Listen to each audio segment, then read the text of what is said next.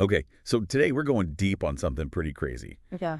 It's about when the Trump administration fired a bunch of top military leaders. Yeah. We've got excerpts from this article here. Uh, Trump administration fires top U.S. general and Navy chief in unprecedented purge of military leadership. Oh, wow. Yeah.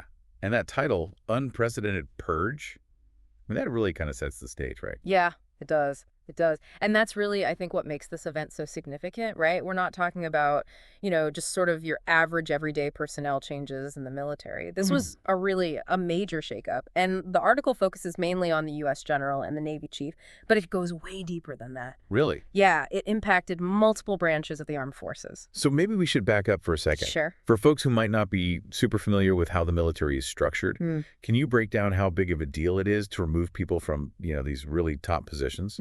Yeah, absolutely. So you've got the U.S. general and the Navy chief, and they're essentially the top leaders in their respective branches. They're responsible for advising the president on military matters, Right. shaping military strategy, overseeing operations, the whole 9 yards. Yeah. So removing them is not something that's done lightly. Gotcha. So not just your average Tuesday reshuffle then? No, no, no. Not at all. One thing I thought was interesting is that the article doesn't really give one clear reason for why all these firings happened. Right. What are some of the theories that were going around at the time? Well, you have to remember, this was a very politically charged time. Sure. Tensions were already running very high between the administration and Yeah. certain members of the military.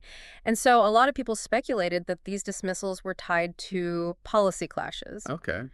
For example, some sources suggested that certain military leaders were hesitant to fully endorse some of the administration's more aggressive foreign policy stances. That makes a lot of sense.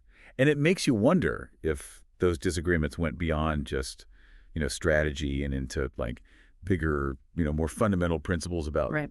what the military's role should be. Did you get a sense of that from the reactions that you saw? Oh, absolutely. There was immediate pushback from both sides of the aisle. Oh, really? Yeah, some people saw it as this really dangerous overreach of presidential power, Right. an attempt to basically install yes men in the military and to silence any dissenting voices. Oh, wow. Others, though, they defended the move. They said, oh, this is the president simply exercising his rightful authority as commander-in-chief. Wow, what a divided reaction. Yeah. Really underscores how sensitive this whole issue is. Absolutely. And it goes back to that age-old question about the balance between Right. civilian control of the military and respecting the expertise of military leaders. Yeah, the founding fathers were very intentional when they established this principle of civilian control because they wanted to ensure that the military always serves the nation's interests, Yeah. not the ambitions of, generals or admirals. Right. But, and this is really crucial, that civilian control works best when there is mutual respect and open communication between the president Yeah. and the military leadership. Which is maybe what some people felt was missing in this situation. Potentially, yeah. It's really hard to say definitively. Sure. And, honestly, it's something that historians are going to be debating for years to come. Oh, for sure. For Yeah. sure. So what were some of the immediate effects of this within the military itself? Well, there were a lot of reports of a drop in morale, Really? concerns about continuity and strategic planning, Right. just a general sense of unease about the future. And that unease, I would imagine, extended beyond just the military itself, right? I mean, this had to have some impact on just the public's trust in the government. You're absolutely right. I mean, Wow. when something like this happens, such a dramatic shakeup in military leadership, it raises questions about stability and competence. Sure. It can even erode public confidence in the entire system.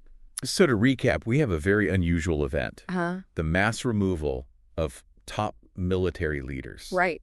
And this happens in a very tense and politically charged environment. Yeah. And this sparked a lot of controversy and raised some fundamental questions about presidential power, Right. civilian control of the military, and the long-term consequences Yeah. for morale and national security. Exactly. A lot to think about. For sure, it is. And I think for everyone listening out there, the big thing to think about is, what are the implications of this event? Yeah. How much influence should a civilian president have over the military? Where's the line? And what happens when that line gets blurred? Good questions. Yeah. Well, thanks for joining us on this deep dive. It's been fascinating. My pleasure. We'll catch you on the next episode. Sounds good.